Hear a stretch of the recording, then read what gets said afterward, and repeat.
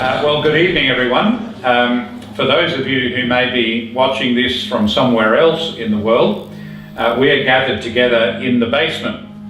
And the basement is literally that. It is a basement of probably the oldest building in the town of Nuriyutta in the Barossa Valley in South Australia.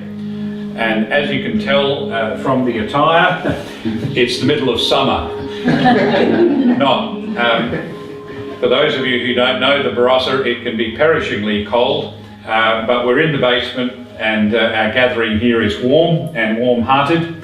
My name's Noel, this is my wife Kirsten, and together with others here, we're looking to have a conversation together over these weeks about things that matter. And those things are things that are on everyone's lips or hearts or minds at some point. You may think that it's a fairly bleak list. Fear, anxiety, guilt and shame. Fear and anxiety are very closely related. Guilt and shame are very closely related. All of them together interact with one another. Of them all, we're probably more familiar with things like fear and perhaps guilt, but actually the big sleeper in the room is shame. The last 10 to 15 years, a whole lot of research has come out to show how deadly shame is. So the connections between them are organic, they're not hermetically sealed topics. We're going to be talking about them with an emphasis more on one than another each night, but simply the way that we conduct the discussion will let us see, I think, that they are connected, they do interpenetrate. And what we want to try and experience together here in the basement is to have an honest and authentic conversation about those issues. Let's just ask, who has not experienced fear, anxiety, guilt or shame? Well, we've got a 100% success rate, haven't we? If there were anyone who put their hand up, I'd say you can leave now, because your name must be God, I think. But these topics are part of our human experience. As far as we can tell, anthropological, sociological research indicates that every society has to come to grips with those emotions. They're not just internal emotions, they are sociological constructs.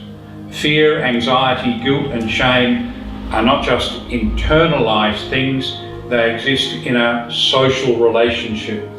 And in some ways, every culture is really an expression of the way human beings have tried to live and to cope with the reality of those experiences, fear, anxiety, guilt and shame. The research over the last 20 years in terms of neuroscience and all sorts of things indicates that the search for meaning and linked with that spirituality and faith are very significant parts of mental and social well-being.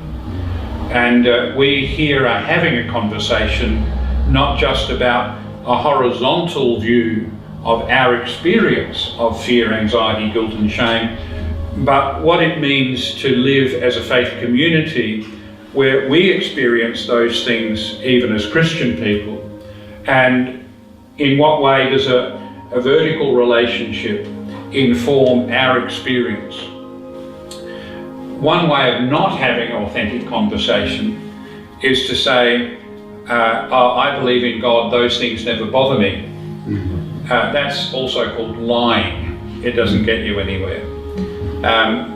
Every person who has ever experienced life in its depths as well as its heights know that you can't escape those emotions because life and suffering go hand in hand. Is that true? Mm-hmm. And so much of what we read in the Bible even comes out of those experiences of fear, anxiety, guilt and shame. So we are operating in a system which is not closed. It's not just a horizontal, flat earth humanistic system. We believe that these things are things in which God is vitally interested, and his people have experienced in his presence for time immemorial. So with those words of introduction, I'm going to ask Kirsten to speak a little bit in her capacity as a medical professional and someone who's very interested in psychological health and well-being. Fear, anxiety, guilt and shame, they're obviously connected, but they're not identical. How regularly do they feature in what you do as a GP? And can you give some examples of what it's like? That's a good question. I think it's very difficult to think about anxiety and separate that from fear. What's the difference? I think there's very little difference, but medically we tend to talk about, we tend to label things. So we tend to talk about anxiety disorders, we tend to talk about phobias, we talk less about fear. And I think part of that is just the way that we label things in medicine and in any profession. Really, there are a number of different phobias. So you've got, you would be familiar with phobias of spiders, phobias of basements, phobias of enclosed spaces, a phobia of buttons. Some people are absolutely terrified of buttons. There's a phobia of butterflies. There's a phobia, omphalophobia, which is the phobia of belly buttons. But my favourite phobia, which I just discovered today, is the phobia of long words. It's called the hippopotomonstrosoquiped aliophobia.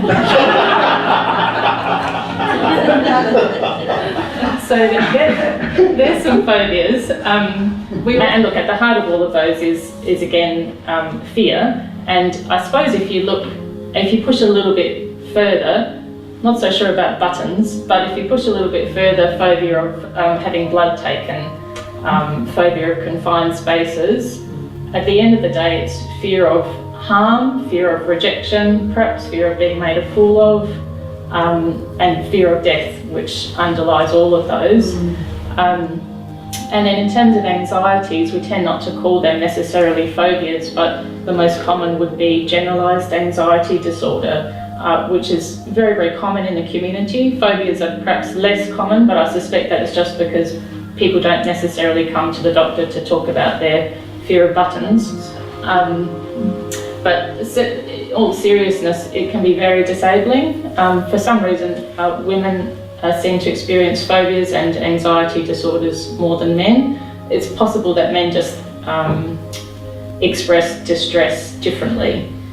But there's certainly a range of phobias and a range of fears, all of which present very commonly, I would say, easily every day. Probably if I ask the right questions often enough, many times a day would I come across that in general practice. And where does that fit in relation to panic attacks and folk being debilitated by that? Yeah, so panic attacks, again, they sometimes go along with particular phobias. They can be a feature of generalised anxiety disorder. We also see a lot of fear and anxiety in terms of domestic violence and trauma that people have experienced. But coming back from the diversion just in regard to panic attacks, they'd be very common. Probably 50-60% of us at some time in our life would have experienced a panic attack, whether or not we've recognised it. Panic attacks are described as intense, overwhelming fear that can really come on at any time, and that's part of the reason why they're so difficult to handle, is because we can't predict, we don't have a timetable for them. And so we start to try and work out how we might be able to predict them so that we can control them. And then we develop a whole lot of safety behaviours, such as avoidance strategies. So perhaps if a panic attack was to occur in this setting, we might avoid enclosed spaces, we might avoid public speaking, we might avoid, you know, all sorts of things that we try and connect with that panic attack to keep ourselves safe. Thanks, Kirsty. We'll come back to some of those. We're going to have a bit of time to work around the tables here. I'm going to suggest this question for us to start with. So how easy do you find it on a scale of 1 to 10 to talk about these issues? And then why did you give that score? Let's just break for now, go into some conversation about that around the tables, and then we'll get a little bit of feedback from that.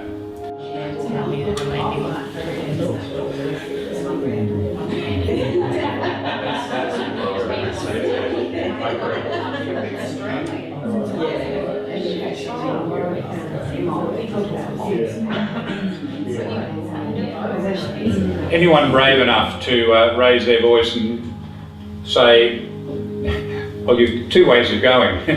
You can say what someone else said, and that's always good, or you can say what you said. Anyone who would like to say either of those things?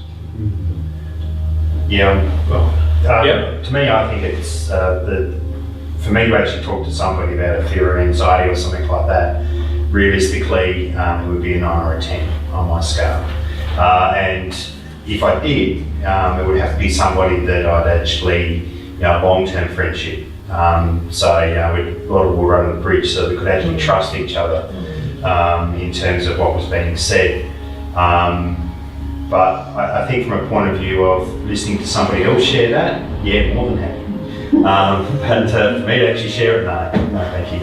It's a very helpful response, very helpful. Yeah. Anyone else? Just one thing I said was that I would have found it difficult as a young person growing up in my family to be honest about my fears, I think. But as time's gone on, it's changed quite dramatically. And I think I'm like the friend over there too, happy to listen to other people, but I've got more and more open to share some of my own. But that's taken some working through to get better at that. I think that's certainly what a lot of studies are showing us as well, is that as we get older, just with more experience in life, perhaps becoming more settled with ourselves and our own identities, we actually generally feel more comfortable sharing things, and it's really only in sharing that we develop communities of people around us, and that's, I think, so important. Thanks, Kirsty. The follow-up question to this, while you're still in discussion mode, is this one. What barriers do you think exist to being vulnerable enough to talk about these things freely? Talking about this in certain situations, it's a 9 or a 10 for me, and perhaps many of us sit in that space. Or for those people who are down at the other end of the scale and it's very easy, what barriers aren't in your life that make it that easy? Can you see the question? So just have a bit of a conversation about that around your table before we come back together again.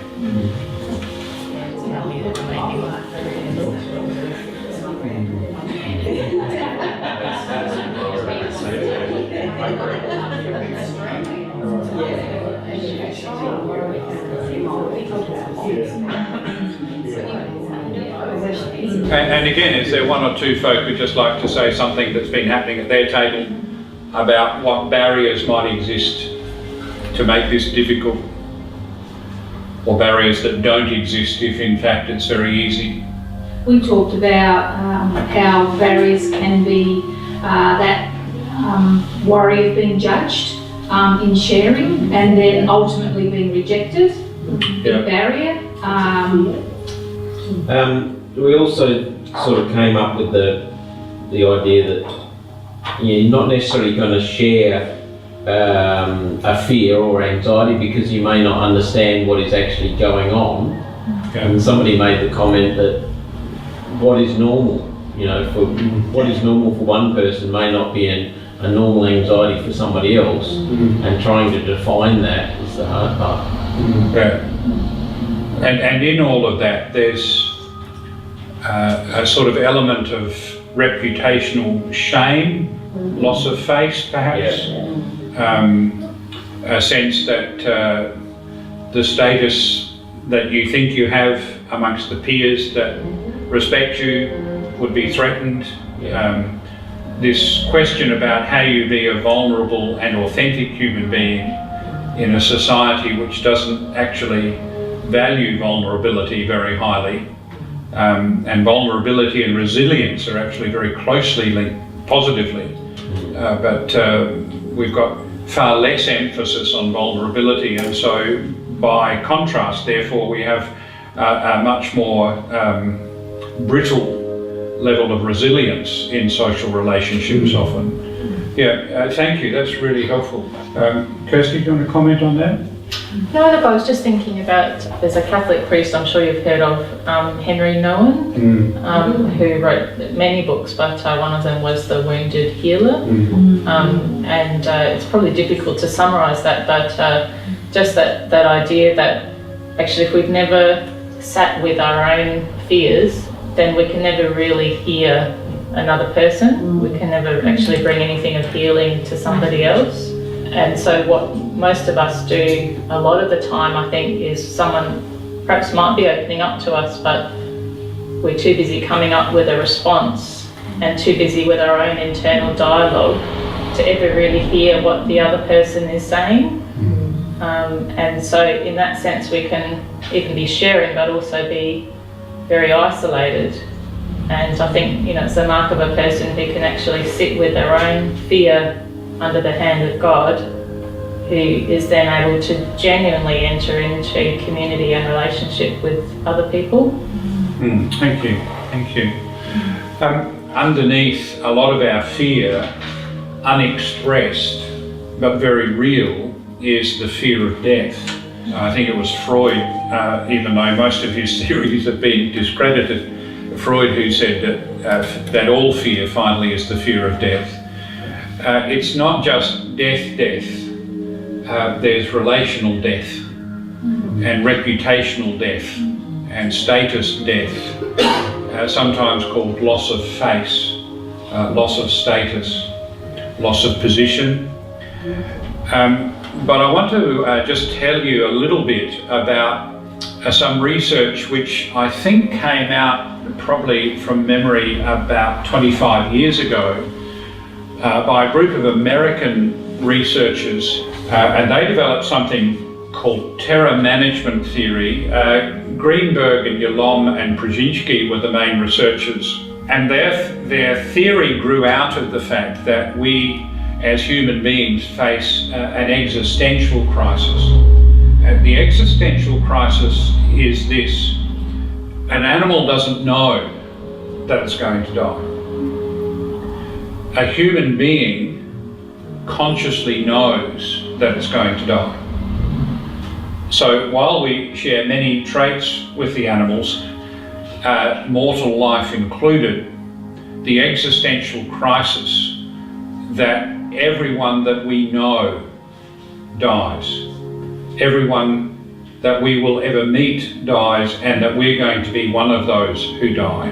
That critical existential reality is what triggered Yalom and Greenberg and the others to do some of this research. What they discovered was that this thing that they called death anxiety, this existential fear, was, as far as they could tell, universal. And certainly from other research in terms of cultural anthropology and all of the rites of passage stuff around death and dying, it is universal. That death anxiety is so potent that people put in place very significant cultural anxiety buffers, as they call them. Pillars in cultural and social relationships, pillars within people's own thinking and their experience of the world, which tries to prevent them from facing that reality of death. And they do some quite helpful analysis of that. Their theory, in fact, predated the events of 9/11, 2001, September the 11th in America, will remember that. But after that, they actually did a very helpful book on the way in which the whole of the Western world, led by America, has been trying to re-establish its cultural anxiety buffers when suddenly the whole of the symbolic reality of what that world was built on came crashing down with a great loss of life. So what they say is that death anxiety is universal, and once it's provoked, it is almost impossible to get it back in its box. You know, once that shock of my mortality, once the reality of what that means has come to me, there's a lot of work that cultures and individuals have to do to try and put that back in its box so that it doesn't just take over every moment of their waking and acting days. So people and cultures build up their social anxiety or cultural anxiety buffers again in the face of that shock. Now, some of that is useful to us in the way that we think about grief and bereavement and those sort of things. But it's interesting that at this point, from a completely, as far as I can tell, I don't know their history, but a certainly non-Christian worldview of these researchers, they bump head on into something that biblical theology, Christian theology has been telling us for centuries about the universality of death and the search for meaning beyond that. Kirsten's done a lot of work in palliative medicine over the years, and advanced training in palliative medicine. And it's true to say, isn't it, that often becomes not a fraught time just for the person who's passing away, but the family. So can you just help us think about what's happening in that palliative medicine ward where the death anxiety is out of the box and so forth?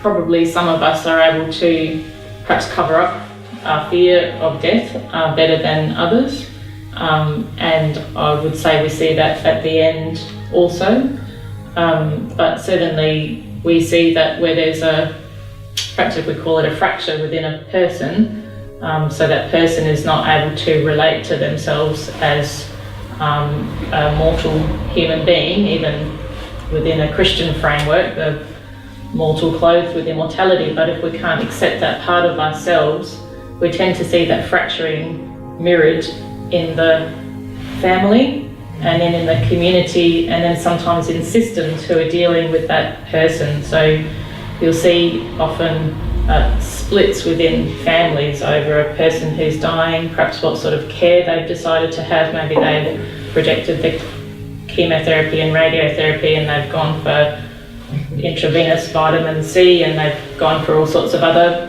medicines, and perhaps the family is splitting over that. And then you see health service providers, so different care services, different nursing services, palliative care teams even sometimes splitting, but that split can be traced back to actually within the person because of their own terror and fear of death. It's pretty unusual. Palliative care is I guess a really interesting discipline, but often would write in the notes that the diagnosis was existential anxiety. I'm not really sure what that meant, but it just meant that there's no pain relief that actually is going to touch this person because it's not that sort of pain. And I think it's probably the only field that I know of within medicine where part of the guidelines are to seek spiritual help as well, which is a really positive thing to see in mainstream medicine. That certainly was the case when I used to teach at a university college in the UK for many years, and at one point I was writing a paper, a UK chaplaincy journal, and it was researching attitudes to spirituality around death and dying, and particularly around training for nurse practitioners and nurses in palliative care wards. And it became very clear very quickly that they knew that the spiritual aspect of what was happening was just as significant as the physical aspect. But what they came to was that you could not treat physical pain successfully unless spiritual pain was also dealt with. This connectedness between who we are as bodily creatures and who we are as spiritual creatures. These are not two separate things, but one thing together, which we are. And that whole being, this human being which we are, experiences anxiety bodily and mentally. But we'll come back to that after the break. Thank you so much for your attention and participation so far. We'll have 20 minutes or so now before we reconvene.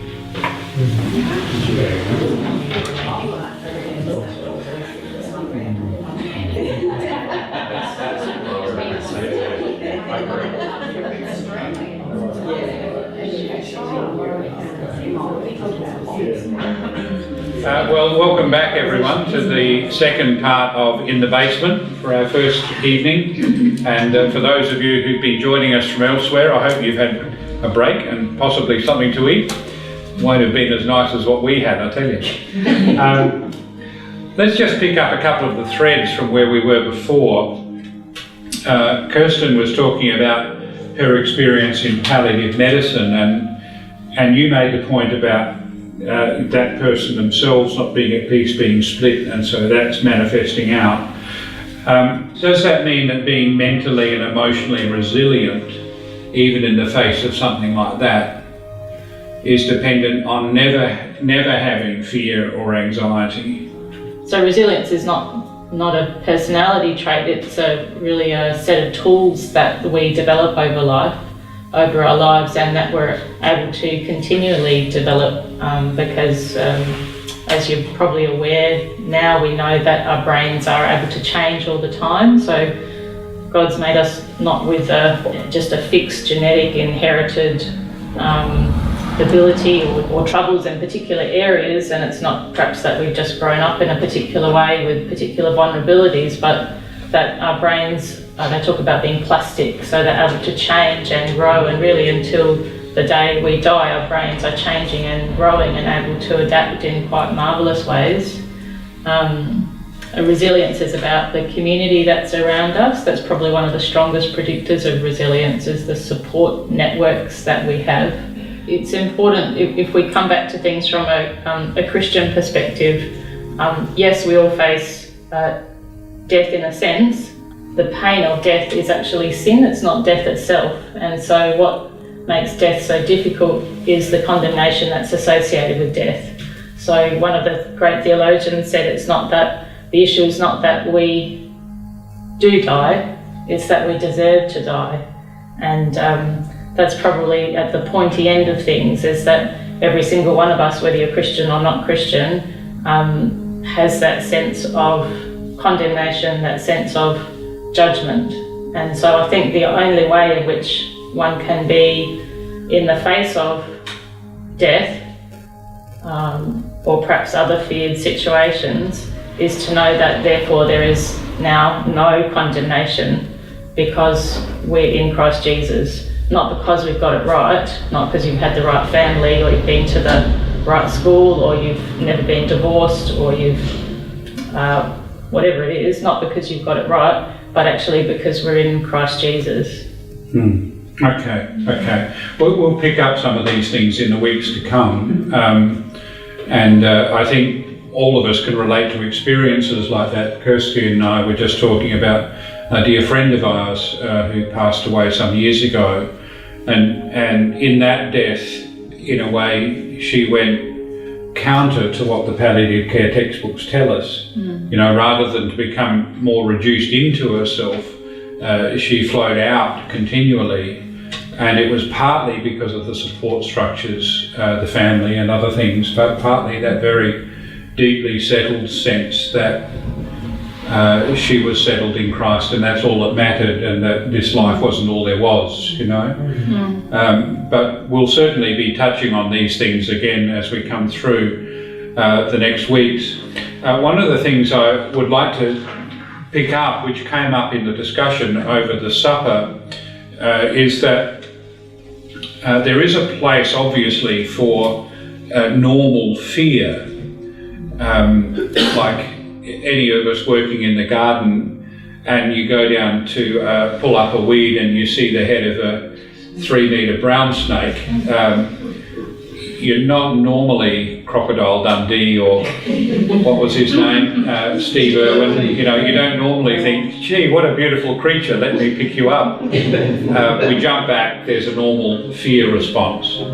That's part of what it is to be a creature living in this creation. And C.S. Lewis, many of you will have read much of C.S. Lewis's material, said that all the things that we as human beings share with the non-human creation, you know, the animal world, all of those things that we share are neither better nor worse for sharing them with the animal world. You know, those normal fear responses, the sorts of things that just belong to our human bodily existence, they're neither better nor worse. That's just the way things are. Animals don't have a build-up of anxiety or fear within them. So when they're at rest, and the fear response, the fight or flight or freeze response, is only provoked in them when a threat occurs. So when that threat occurs, so all of the brain chemicals do their stuff. At that point, all of those things kick into action. From a human point of view, as thinking creatures in this existential crisis and space that we occupy, we only have to think about a fear and all of that chemical action kicks in. So you don't actually need a physical threat at the point to provoke the fear response. And once all of those things kick in, then they don't resolve quickly. You know, you get an adrenaline build-up and all that sort of stuff. And so that leaves us constantly with this legacy of physical stroke, mental struggle that we have. Physical illness is not just a bodily thing, and mental illness does not just reside in the mind or the emotions. What does that mean? And what difference does it make? Is it like I was just saying about this constant interaction of our mental, you know, we only have to think of a threat and all of our chemicals go off. Can you explain what you meant? Because it ties into everything we're saying. Yeah, look, I think we're just relatively recently in the Western medical world starting to appreciate that we don't have a mind separate from a body. So that ancient Hebrews knew that a long time ago, when there was no idea of a sort of a tripartite existence with mind, body and spirit. That idea came much later. But we're really just, in terms of modern medicine, we're really just learning that today. So, you know, I think for a long time, while we still talk about mental health, in assuming that it's separate from physical health, because I don't think we have another way of talking about it. But if we use that language, which has problems of its own, I think we've developed a real sense of shame about even talking about mental health, because it can't be seen, it's inside, and therefore people feel that it can't be measured. And because of that, there's been a long history of thinking that perhaps mental health was a spiritual weakness or an emotional weakness. Thank you. We're going to look at a couple of passages in the Bible now which bring that to the surface. And here in the basement, we're going to divide the room into two, so that side is going to look at Isaiah 25, 6 to 10. And this side is going to look at Hebrews 2, 14 to 18. And what we want you to do is to read those fairly slowly. If you have a couple of different translations, that would be really good to do it. to ask yourself, what's the new thing? What have I never understood before? What struck me? And the second thing is, what question could I ask? If I had the person who wrote this in the room, what would I want to ask them?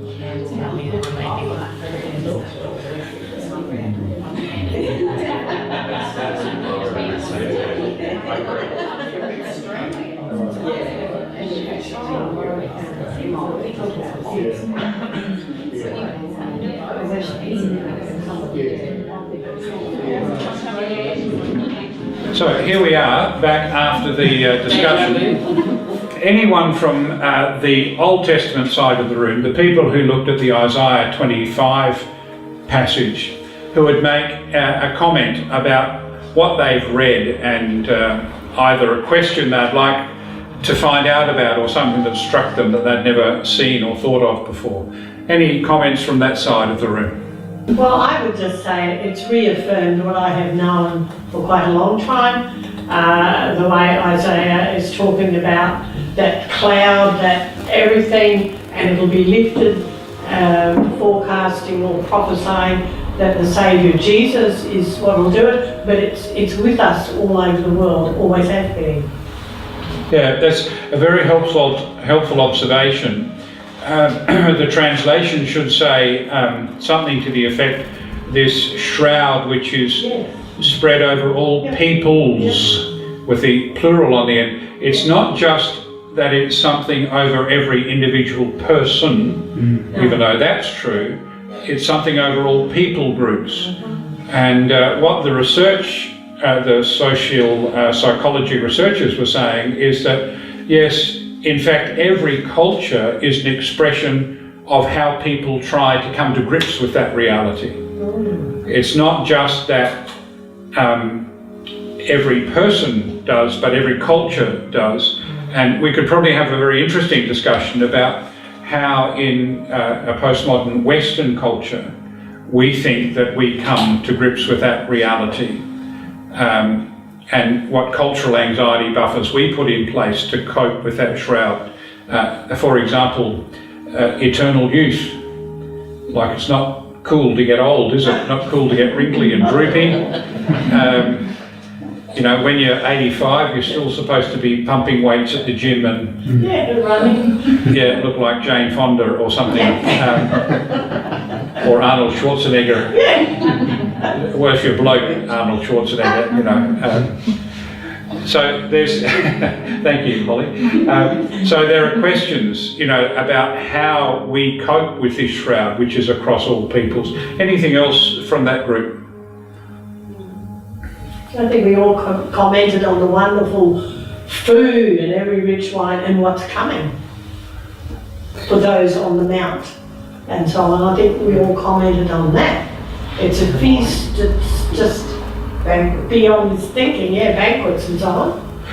Yeah, it's pretty over the top, isn't it? Oh, yeah. Even for the Barossa Valley, That's the what sort I of thought. the luxurious food and the drink and everything is pretty over the top. And from an Old Testament perspective, an ancient world perspective, where food was scarce at best of times and that sort of food was never to be had, it's the equivalent of saying this is a world that is so far beyond anything that we know, we can't think of language to describe it. So, yeah, thank you. And the wiping of the tears. Yeah, so go ahead, Mala. No, I was just thinking in terms of that food imagery, it brings to mind a couple of things, but particularly the story of the two prodigal sons, as opposed to there being just one prodigal son, but actually that sense of a banquet with that homecoming. And correct me if I'm wrong, but that idea of hospitality is so important in many cultures, but we see that in the Old Testament as well, and being welcomed into the family with absolutely no expense spared. That's right. What about this side of the room? You're looking at a different passage, Hebrews chapter 2, making a different point. Who would like to say something about what they've discovered or their questions? I mean, the reading very much linked personally with us, saying that Christ came and shared flesh and blood with us and shared in our humanity, so that by his death he might break the power of death, which is held by the devil, and that we're all slavery to that fear. The question I had, or the interesting thing I found in here was, it's not the angels he helps, but Abraham's descendants. So it's interesting that it brings the angels into that. He became one of us to understand us and to love us and to know what it's like, and to be able to, for us to relate to him as well. Christ. Yeah. You were just commenting on that when we were reading it, about the sufferings. I mean, I guess I was just thinking it'd be fairly uncommon, but sometimes happens in medicine where perhaps somebody is going through a really difficult period. Perhaps there's been a diagnosis of a terminal illness, and you can just imagine perhaps the specialist that you're seeing comes around from behind the big oak table and sits next to you and says, I've been through this myself. You know, I can, you know, you'll see the same people that I saw, and we're going to, you know, I've been through this. And so suddenly just the relief that you feel that actually somebody's been there. I know it's not identical, but just that sense that actually Jesus is not over there, but he's actually wherever I've been, no matter how bad it is, he's been there. In fact, he's been a far worse place than I ever have. Thank you. Anyone else from this side of the room? Just to notice for me too that the way that it seems best to deal with this fear of death that casts itself over us all is not to run away from it, but to enter it. And this is what Jesus does with us, and he doesn't say, I'll do it and you avoid it. He says, I'll do it with you. I don't know about anyone else, but some of the songs I used to sing at Sunday school, for example, with Christ in my vessel, I will smile at the storm, and all the, I don't know if anyone else knows that, but all the big smiley faces, and just this idea that perhaps in the midst of trouble we would be rising above and flying over, and we would be the overcomers.